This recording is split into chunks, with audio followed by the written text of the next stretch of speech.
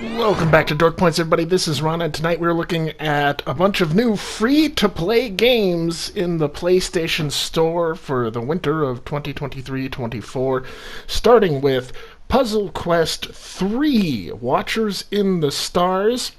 So it is an RPG style puzzle game, or would you call this like a jewel game or a gem game? There's another game called Gems of War that I'm not sure if it's more popular, but I see that one around, and I'm actually going to try that one out, probably as a replacement for this one, because as much as I liked this, it just got to the point where it was a little too hard. There was an interesting story. It's very much a love letter to Dragon Age, which I liked in between the game. But if you're just playing the story, you do get to a moment, and here it is right now. You look at me on the left. I'm level 13. This horse guy is level 17. So they want you to play the dailies and play online in order to level yourself up. You basically just playing the game, the story through isn't enough to, eventually you're just not powerful enough. Anyway, moving on to Pinball M. I don't know what the M stands for, but I don't know, murder.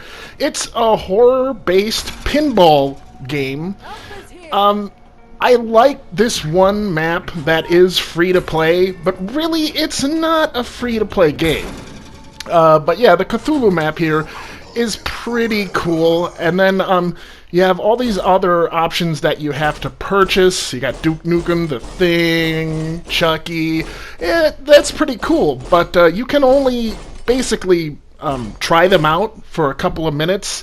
Otherwise, you have to purchase them. So here's me trying out the Chucky game. I like this one as well. It's okay. However, I should say, I made a video about Jurassic Pinball, which was a game I purchased for like 99 cents or $1.99, and I would say that played better than this. And I also tried out the Duke Nukem map, and I really didn't like this one. And yeah, again, especially with this one, the little clickers of the toggles, they didn't seem on time. It seemed a little off, unfortunately.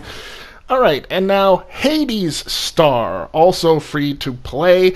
And this one's interesting that you have this style of game free to play. Not necessarily like Civilization, but something like that, where you're just a ship moving around and you're colonizing planets and mining stuff, and it's all top down and like this.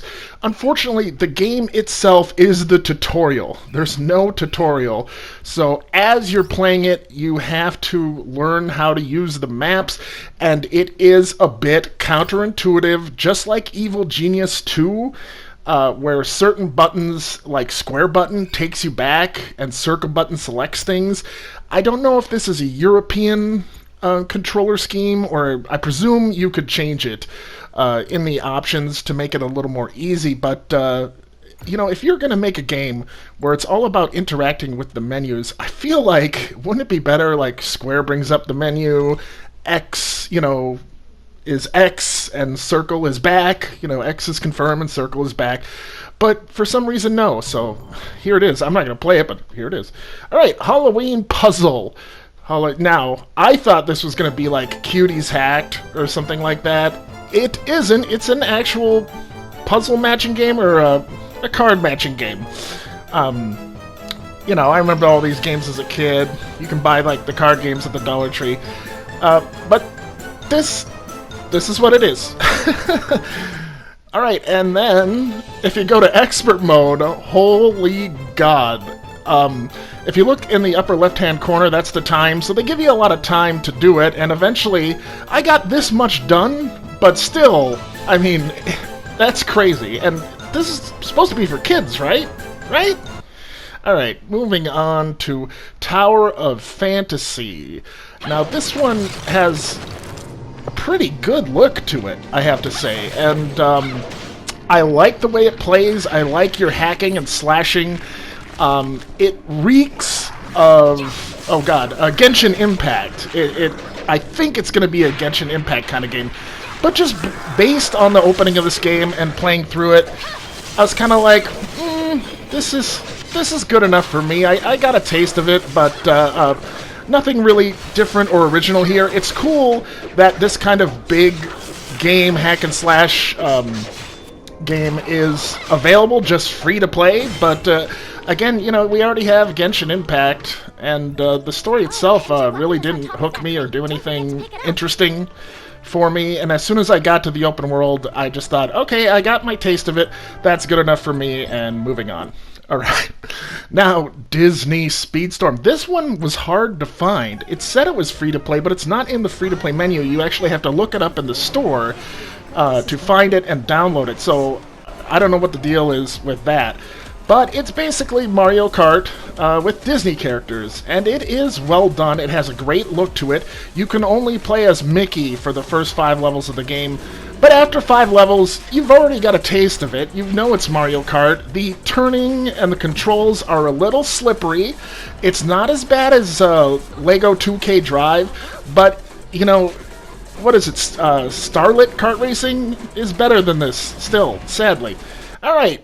And now, welcome to Century Age of Ashes. There was a werewolf on the, you know, the title screen for this game before I downloaded it, so I didn't know what to expect. I thought it was going to be some kind of RPG MMO or something like that. I don't know why there was a werewolf on there. Maybe it's some kind of DLC, but all the game is, as far as I can tell, or as far as I played, it's Battle Royale on dragons. So it's 4v4 Battle Royale in the sky flying with dragons. Now this game does actually have a great tutorial that takes you by the hand, shows you how to do all the moves, and still I'm running into rock walls, but it made the game fun. Now am I going to keep playing this by myself? Probably not. Alright, and now Pool Blitz. Welcome to Pool Blitz. This one, again, another surprising one. Century Age of Ashes and this, I might play them, especially if I had some of my friends come on and want to play these with me. So, hey friends, you see these games and they look cool to you, hit me up. Real easy to play, simple, you really don't even need a tutorial. It's the most, this is bad English, but it's the most easy to play pool game I've ever played, and that makes it fun. I haven't versed anybody real, but I haven't gone up against a real person like an online game, so I don't know how hard that's going to be, but so far I dig it, just playing against AI. Alright, now moving on to Black Light Retribution.